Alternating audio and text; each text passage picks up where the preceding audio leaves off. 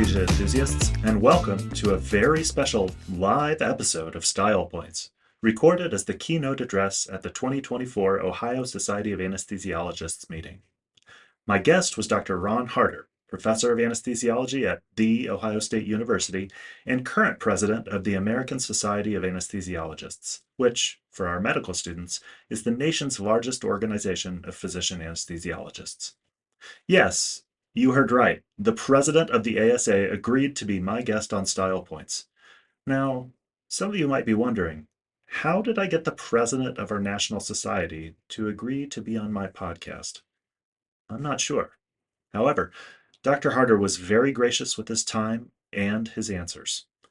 Without further ado, live from the OSA, it's Style Points with Ron Harter, ASA president.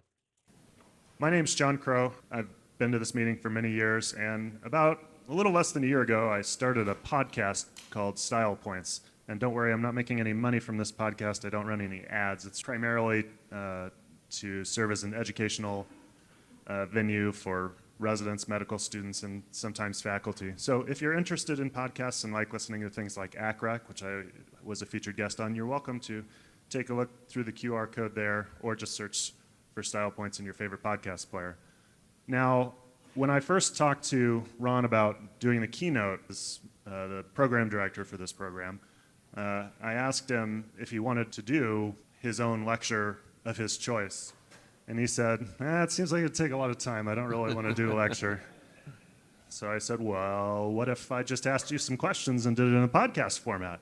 And he said, that sounds okay. I think I could do that. So here we are. And so we're going to talk to Ron about some of his philosophy on life, leadership, and being the ASA president. Although I wanted to say that this is my own project and it's distinct from anything OSA related. So it's specifically just my podcast that I don't make any money from. So with that caveat out of the way, we'll get started. So does that mean I'm also not making any money from this? Because I'm not sure I would have signed up for this. I think that's a fair point. Maybe we can work something out under the table a little bit later. Yeah, Let's see. sounds good. As long as we don't have to put Buy up me a lunch, disclosure slide. I wonder, to get started, can you just start by sharing a bit about your journey into anesthesiology and what inspired you to pursue the specialty in the first place? Sure. Yeah. When I started into medical school, I knew I wanted to be a doctor of some type from like 5 years old on. I don't know what it was, but it just was something I wanted to do, but I didn't know what specialty. And then in medical school, between my first and second year, when I should have been doing research, I worked as a orderly, they called it then, like patient care associate, in a kidney stone treatment center here in Columbus. And so I saw a lot of urologists, and at that time, the shockwave lithotripsy was intense enough that you had to either be a general anesthetic or they were doing a fair number of them under spinals. And so I got to see a lot of urologists and a lot of anesthesiologists, and the anesthesiologists were doing a combination of spinals and generals, and I just was fascinated with what they did. And then as I talked to more and more of them, they all seemed to be very nice, well-adjusted, happy, normal people. And so I said, there might be something to this. So then when I had the opportunity in my third year to do an elective in anesthesiology, I did that, and I was totally hooked and very happy with the decision I made. So you feel like it was better to intubate from above than from below? That was exactly. sort of the decision point there. Makes sense. Yes, very true. It seems like becoming ASA president probably takes a lot of time and effort and emails and going to a lot of meetings. One of my residents has shared with me, actually, that she wants to be the president of the ASA someday. For her benefit, how did you get here? Yeah. Did you always know you wanted to be the president of our society? Not necessarily, although I got involved in ASA very early on. As a resident, I was elected to serve on the ASA resident component governing council, and that gave me a very early insight into ASA, how the organization works, and gave me the opportunity to meet various leaders within ASA who I just was, without exception, really impressed with just their commitment, their dedication, their knowledge. And I said, I would like to be that when as I advance in my career.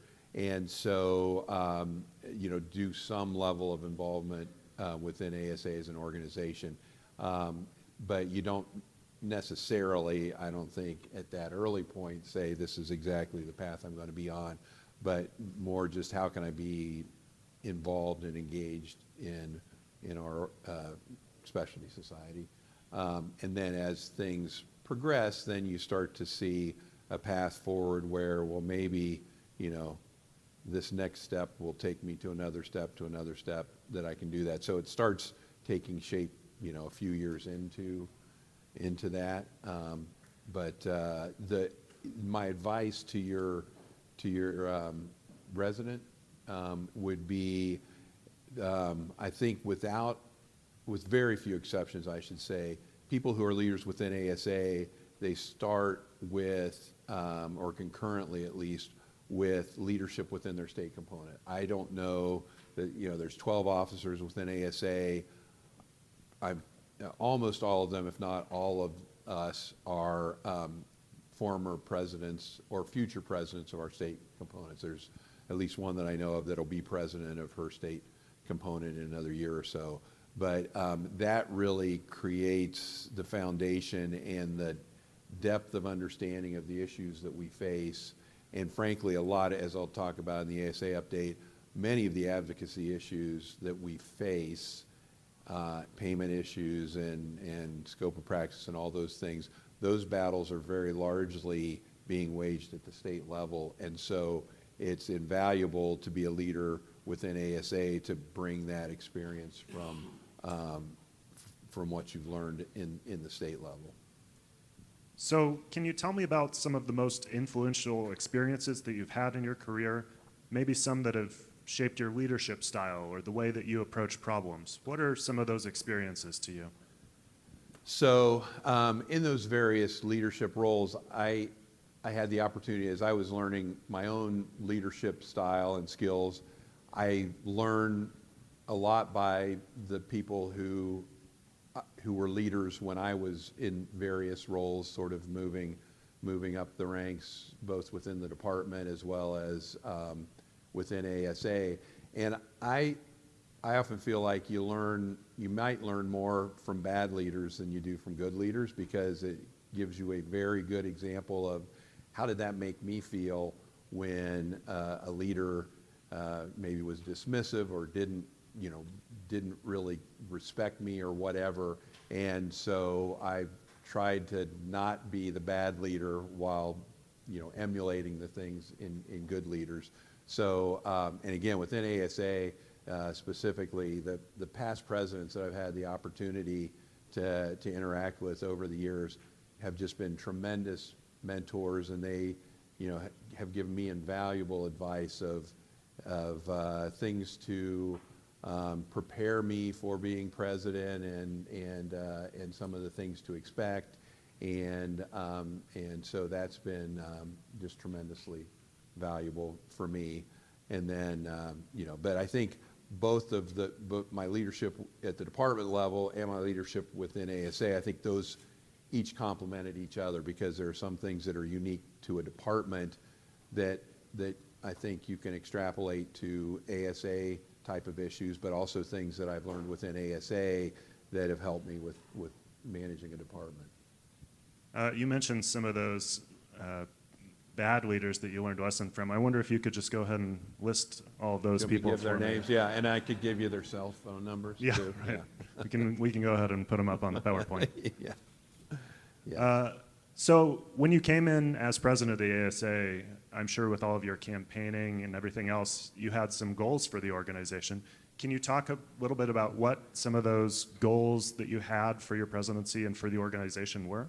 Yeah, great question. So one of the pieces of advice that I got from a past president was and I was, I think, maybe first vice president at the time, so a couple of years ago, was identify maybe one, at most two things that you want to accomplish that are in addition to or additive to the things that you do as president. Because the things you do as president are, there's a lot on that list that you have to do, and you can be very busy and certainly a lot of your time spent on doing the things that the ASA president needs to do. You do a lot of traveling to specialty society meetings. There's a lot of Zoom calls. There's a lot of things that, new legislative issues that come up and scope of practice issues that come up, and that keeps your calendar pretty full. And that's fine if you get through the year and you just have done, checked all the boxes, crossed all the T's and dotted the I's of the things that the president needs to do in that role. But it's a missed opportunity if you don't have some other thing. And so for me, that thing was wellness and having wellness resources for our members. That's something that I've had an interest in for quite a while. And within ASA, there's various efforts that I've been involved in and initiatives that I led around wellness. And but I felt like there was ASA had compiled some good resources about that, but there was, I think, more opportunity there. And as I was president-elect, what my dream was can we provide a service for members where they can access mental health resources? And I didn't know quite exactly what that was, and we initially looked at, can we build something like that within ASA? And to really do that and do it well and to have the appropriate expertise and everything, that was going to be a, really incredibly big lift to try and put all that together. And then as we were having discussions with myself and kind of some other leadership within ASA, both physician as well as ASA staff leadership that have interest in this area, we became aware of this safe haven entity that was started out of the Medical Society of Virginia for physicians to provide confidential counseling, coaching, those types of services. And then as they had really gotten that well established within the Medical Society of Virginia, then they were starting to offer this more broadly to other physician groups. And the American Society of Clinical Oncologists, as this came to our attention, they had just launched a pilot for their members to give them access for a small fee to have access to all those safe haven programs. And so then it was a matter of, how can we provide this for our members? How do we pay for it? Do we ask the members to pay full freight themselves? And that may be fine for an established anesthesiologist, but for somebody who's in training or newly out of practice, as we looked into it, the discounted rate that we got from Safe Haven was $333 a person. And thinking back to my residency days, and you have to pay it all at once, you can't spread it out over a year. So that would have been a heavy lift, certainly for me in my residency. And so we were able to coordinate with our ASA Charitable Foundation that they offset a lot of the costs and then so reduced it by more than half. So for $149, you get all of the resources of Safe Haven. And so we were able to launch that in June. We've got now several people who have signed up. They're still, and I'll talk about this some in the ASA update, but that's something that I feel very good about, that I was able to identify something and actually get it across the finish line during my presidency. But it required, but the other advice I got is don't wait till your president year to start teeing things up, because by the time you get all of those preliminary things done, you're no longer president and you no longer have that pulpit to preach from and to get those types of things in place. Physician wellness and taking care of our own is a topic that's gotten more and more popular over time, because I think it's become more and more relevant over time. Increasingly, I think anesthesiologists and other healthcare professionals are all stretched. Burnout is a big issue. I wonder, what have been some of the experiences that you've had in your personal life, in your background, that have influenced sort of your approach towards aiming towards physician wellness as one of your main ideas of focus? Yeah, great question. When I was a resident, I trained at Georgetown, and it was, at the time, it was a pretty small program, and there were like 8 residents in my class, and so everybody knew everybody very well. And during the time, my 3 years in residency at Georgetown, 2 of our chief residents in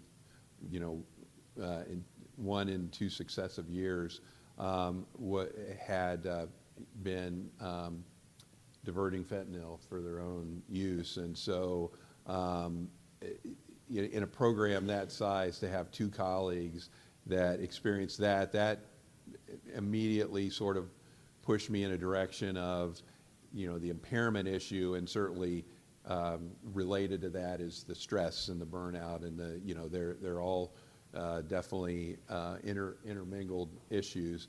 And so then as my career progressed, and I was an officer within ASA, there was a big expose, if you will, in the Washington Post talking about physician suicide, and there were several bullet points, and this was kind of an unscientific, unofficial tally of, not even really a survey, but this physician had been tracking deaths by suicide among physicians, and by her data, male anesthesiologists were the highest group of any specialty, especially by gender, of reported death by suicide among physicians. So then that was what prompted ASA to create a committee on physician well-being, and initially it was suicide, and then it kind of rolled into well-being, and I was asked to lead that initiative because I had kind of had some interest in that already, and so that then I think further propelled me into this. And the more that I became aware of the issues over the years, the more that I realized this is really a significant challenge, and it's only gotten worse as far as burnout and so forth over the years. So it's one of those things, I think the more that you are aware of it, the more that you can't just ignore it, and you kind of get pulled into it further. I appreciate you sharing that. I wonder if you could talk a little bit about some of the success stories that you might have seen about physician wellness through the program that you created. Yeah, so as far as the program, we're starting to get now some anecdotal reports back. It's it's by design. People enter it confidentially. So ASA doesn't know who's signed up, but if they want to volunteer to us, feedback of, hey, this was great. So we're starting to hear some of that. We just got a great testimonial recently from somebody about the coaching aspect of it, that they found it tremendously valuable, and they were able to apply a lot of the things that they had learned from their coach, and the coach directed them to some further resources to read on coaching and sort of managing various leadership challenges and things. And so I think that's an aspect of it that I think is has I think an appeal that's sort of additive to, or maybe even a little bit separate from the wellness issue, is that even if you feel like my life's great, I have no stress at all, that it's got those kinds of resources. And I've heard some feedback from people just sort of off the record that they've enrolled in Safe Haven, and they have really found it to be a terrific asset and a resource for them. We had a member just, I guess it was last weekend, that called ASA that they were sort of contemplating harming themselves And they were directed then to Safe, and this person was not yet signed up with Safe Haven, but we reached out to Safe Haven, and their counselors spoke to this person, and by the time I got in the loop, I talked to him as well, and he was not at a point anymore where he felt like he was at, risk of harming himself. But, so those kinds of things are what's out there. And so, you can't measure, I don't think, what the benefit will be from Safe Haven, but it doesn't take too many of those stories before you say what, it's doing what it's supposed to do. Absolutely. This is an amazing program, and I would encourage any of you who might be feeling that way to take a look. That's what it's there for. One of the things that you mentioned was coaching, and coaching has been sort of a big buzzword that I was wondering if you could give a little bit of your expertise towards. What's the difference between coaching and mentorship, and how does that all work? Yeah, great question. So, I think they're very closely related. I think that mentors tend to generally need to be in your same area of expertise, because they can really tell you, here's the opportunity that you ought to pursue that will then put you on the next step of the path that you're wanting to go on. And I know that because that's something that I did myself. Coaching is a little bit more, it can be somebody in your own specialty, but it's more, how do you deal with, I tend to avoid difficult conversations with people, even though I know that that's what needs to be done. How do you get yourself to get to that point, and what are the things that can help you to have those difficult conversations, or what are some of the just general leadership challenges around communication or whatever. So it's more broad application of the skills that will make you an effective leader, not necessarily to be, if I aspire to be president of the ASA, what are the steps within ASA I need to take to do that? That's more of a mentor. And certainly, as I referenced, like the past presidents within ASA, those were people who were mentors to me, but not necessarily coaches, So I guess that's what I see as the distinction, but there may be others who have better insight on that than I do. Walking around here this morning and talking to everybody, there's a lot of residents and medical students and younger faculty that we have here that represent the future of our specialty, and it's really fantastic to see you all here. What I would like us all to benefit from is Dr. Harter's next answer here. What advice do you have for those young anesthesiologists or people who are about to become anesthesiologists in terms of taking leadership roles, in terms of how to best build your career starting right now?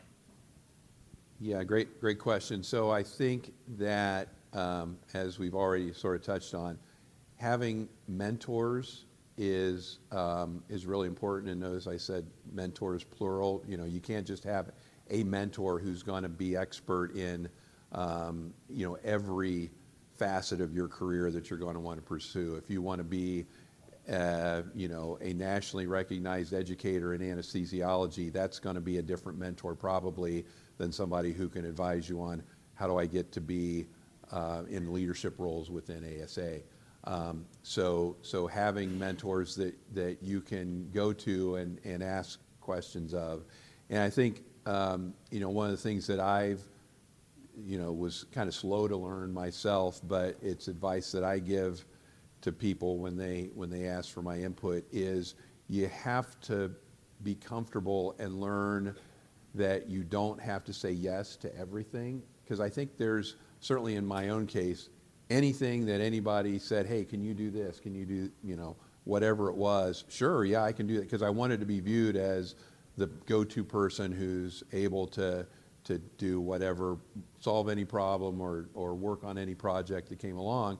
But the reality is there is a finite number of hours in the day, and there's a finite number of things that you can really do well. And I eventually got to the point where I realized that, the more that I take on, the more that I'm taking away from some of the other things that I've already committed to, not to mention, time, with family and doing something other than work during every waking hour.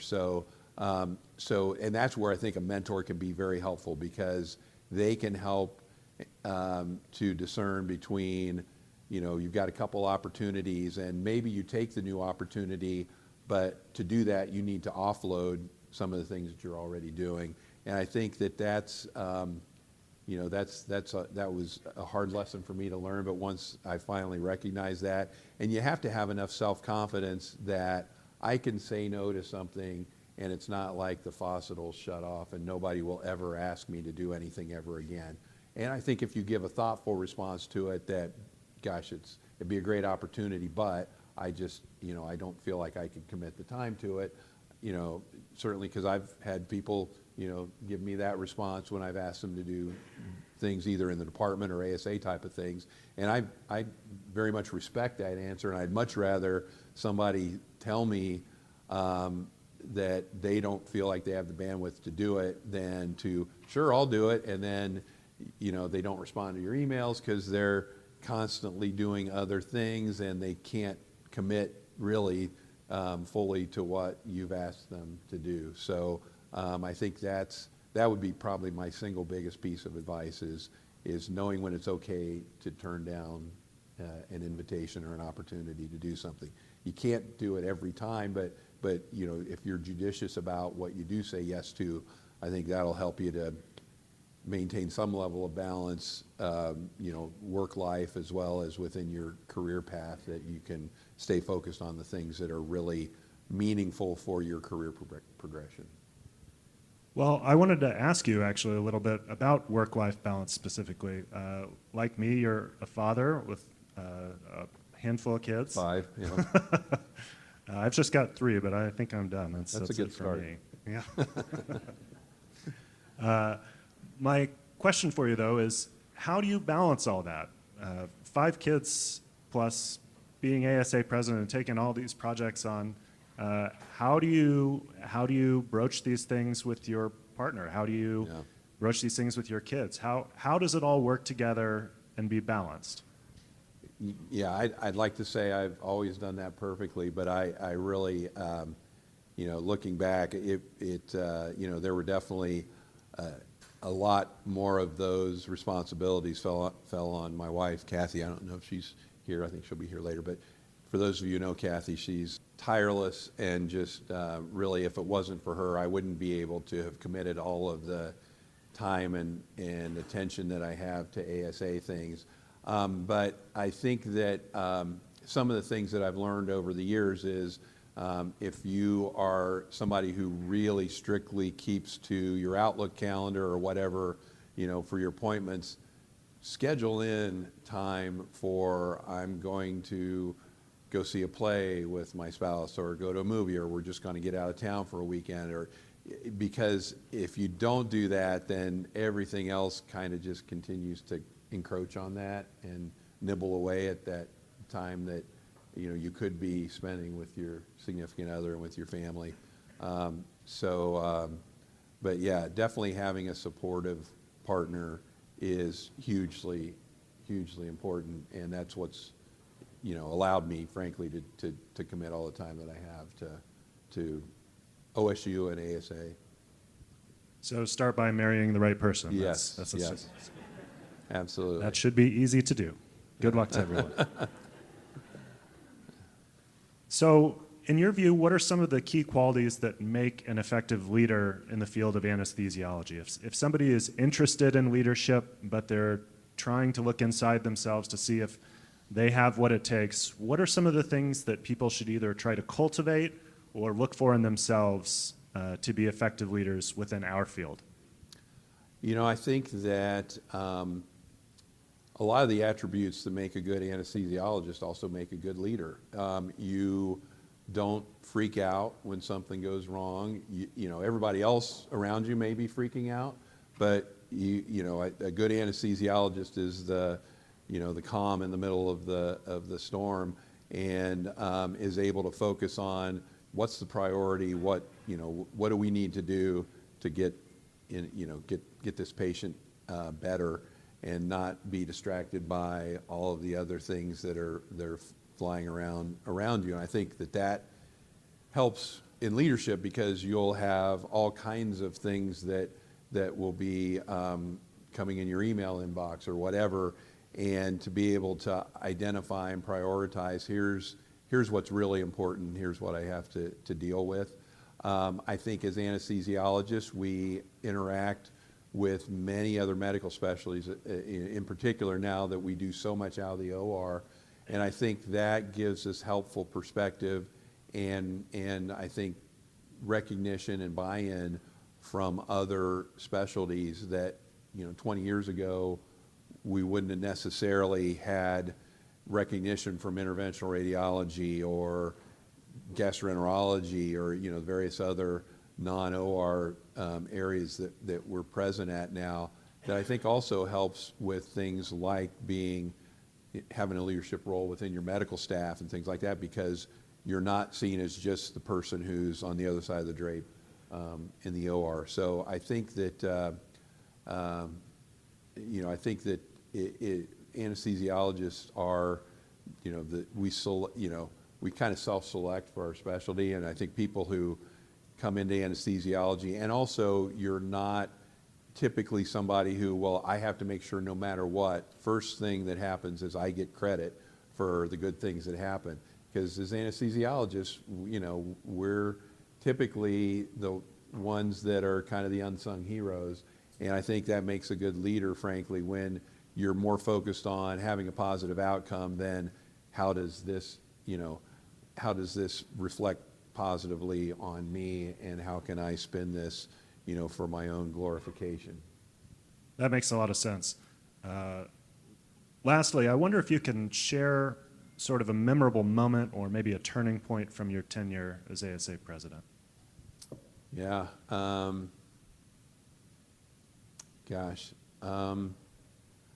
I would say for me it was when, going back to the safe haven thing, presenting it to the March Board of Directors. So ASA, for those of you who don't know inside and out, ASA governance structure like I do.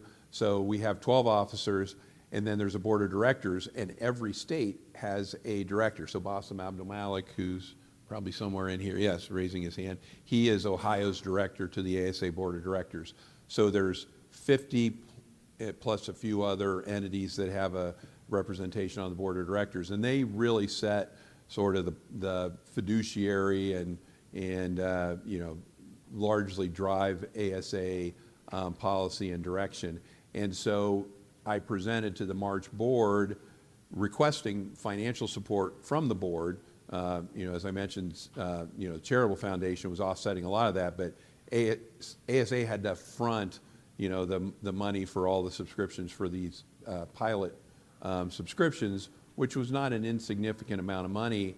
And anytime you go to the Board of Directors, who their primary duty is fiduciary responsibility to the organization, when you ask for money, it's always a little bit unnerving as to how that'll be perceived, because every organization has its own financial challenges and priorities and so forth, and this was a new expenditure, and person after person came up from at the board meeting saying how important this was, and validated that was the right thing to be doing. So that it wasn't just my pipe dream, of I think this is important and nobody else in the room thinks it is. So that, to me, that was a big turning point, or big validation for the things that I had been focusing on around the wellness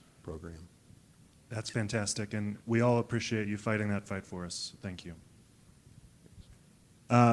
Lastly, the title of our talk is Style Points, and what I ask all of my guests on the podcast is what advice you have in terms of what your own personal style points or points of personal preference that you use, whether it's in the operating room or in your leadership roles. What are some of your personal style points that you like to use on a day-to-day basis? Yeah, I think you have to be appropriately self-confident. Before I was president for ASA, I was vice speaker, and then speaker of the House of Delegates. And that's kind of a very early lesson as a parliamentarian, is never let them see you sweat. So I think you better have the stuff to back it up, because if it's just, I'm incredibly confident, but I don't really have any knowledge to back that up, that usually doesn't go very well. But you need to have this sort of air of, I've got this, and that tends to instill confidence, and people feel like, okay, this is somebody that I'm comfortable having them lead the House of Delegates or ASA or the department or whatever. So, but I think you need to also maintain humility, that you can't be an egomaniacal, confident leader. You have to be confident, but keep your ear to the ground as far as what are the things that people are concerned about, and is there some blind spot that I have?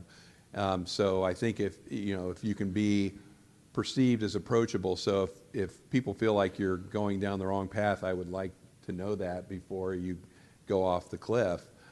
So it's sort of a combination of, I've got this, but if you think there's things that I'm missing, people feel comfortable sharing that.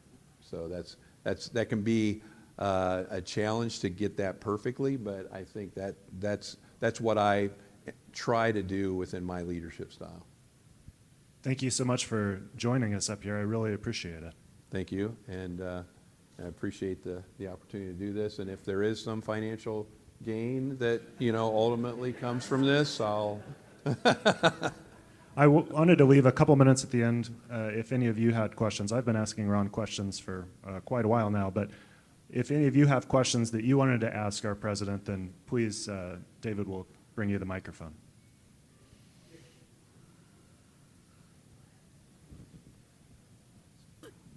Thank you very much. What a great talk, Ron. As my chair for 14 years, I have to acknowledge you publicly for your academic support and every time. The question to you, Ron, is what about the future of academic anesthesiology and how you see the ASA helping the specialty with all the difficulty we have financially?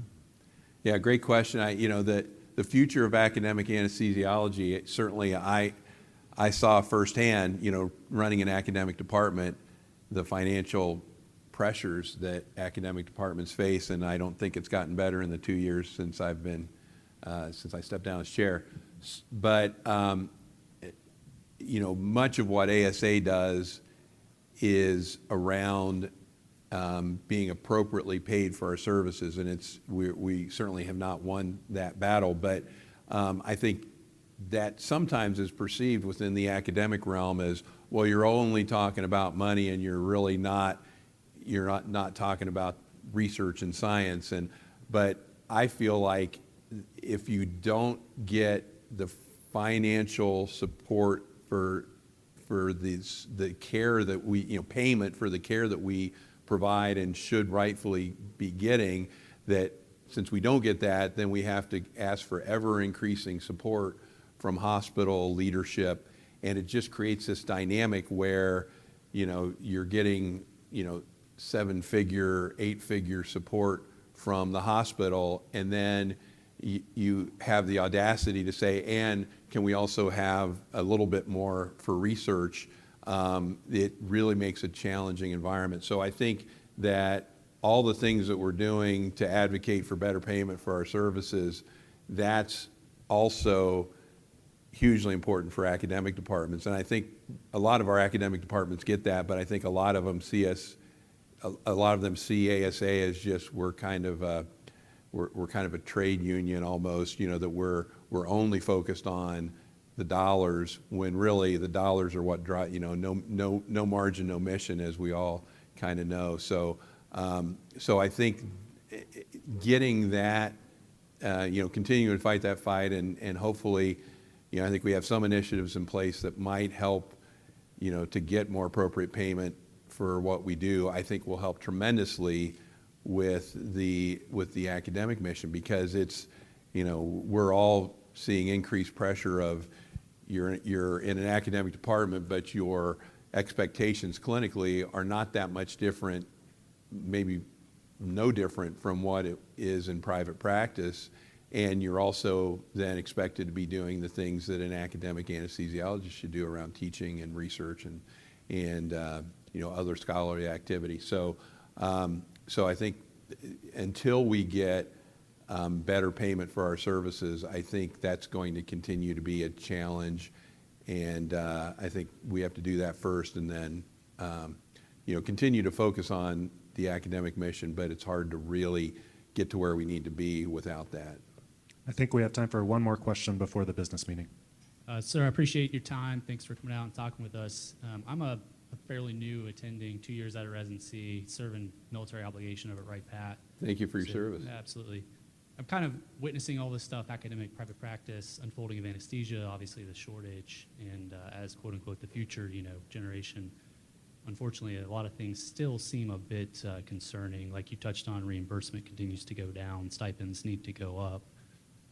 I've been privy to at least some local changes in the anesthesia dynamic in Dayton, which there's been a lot of case studies over the last couple of years, obviously published even with recent journal articles, specifically private equity in anesthesia. And I can tell you just from firsthand experience, trying to get some continued experience like you do in residency outside of a military treatment facility forces you to kind of get to know the local area. And so I've worked in private practice, physician-owned hospital contracted groups.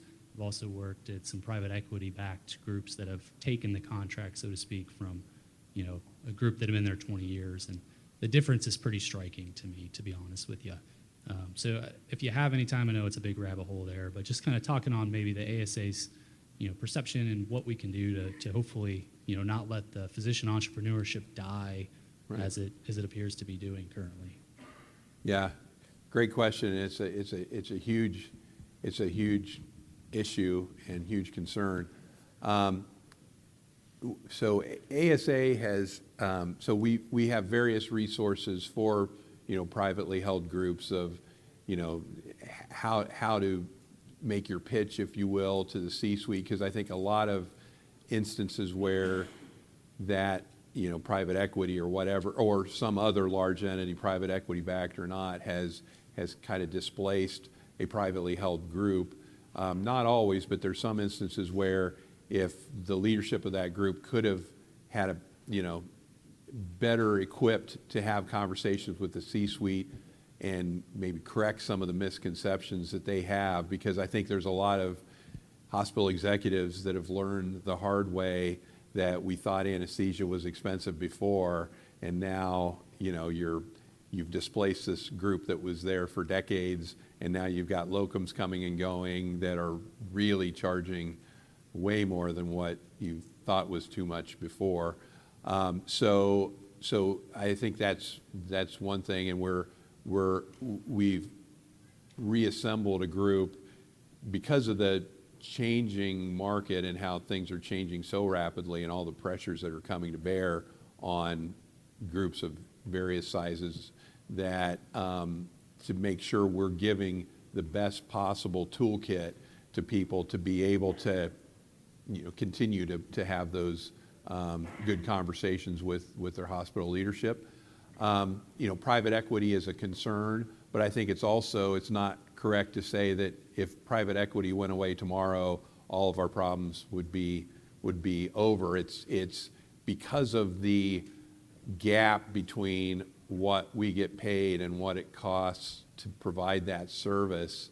That's what creates, I think, the challenging dynamic, where then it puts increasing pressure on, well, this other group can do it cheaper, but the group that's doing it cheaper, are they providing the same quality and the same level of care that's being provided by the current group. So, it's a concern, but it's not just private equity, I would say. And so I think as we get, if we can do better with getting paid appropriately for what we do, that's going to help with that. And I think for the private equity standpoint, even if ASA marshaled all its forces and said, we're going to get private equity out of anesthesia, that's not something ASA has the ability to do.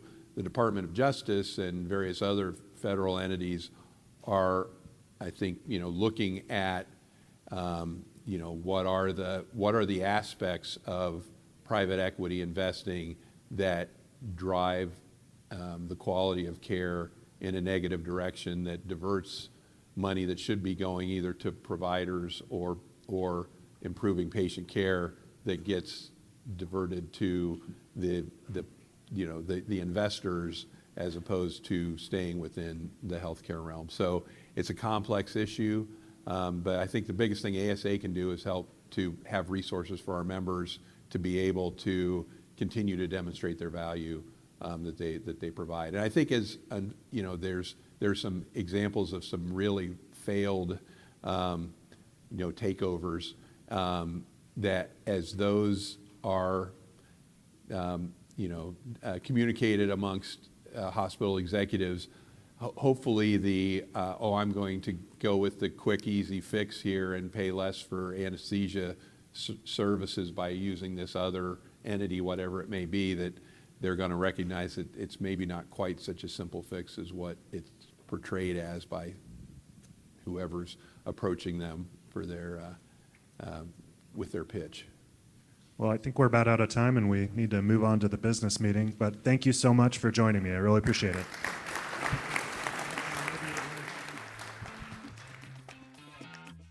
That's it for this episode of Style Points.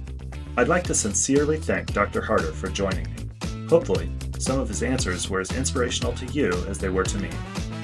If you liked this episode, feel free to subscribe or leave us a rating or a review. That helps other people find the podcast too. For the first time at the OSA meeting, someone I didn't know came up to me, a medical student from Northwestern, and said that he realized halfway through this lecture that I was the Style Points guy. That was pretty cool. Thanks again for listening. And lastly, take a deep breath, open your eyes. We're all done.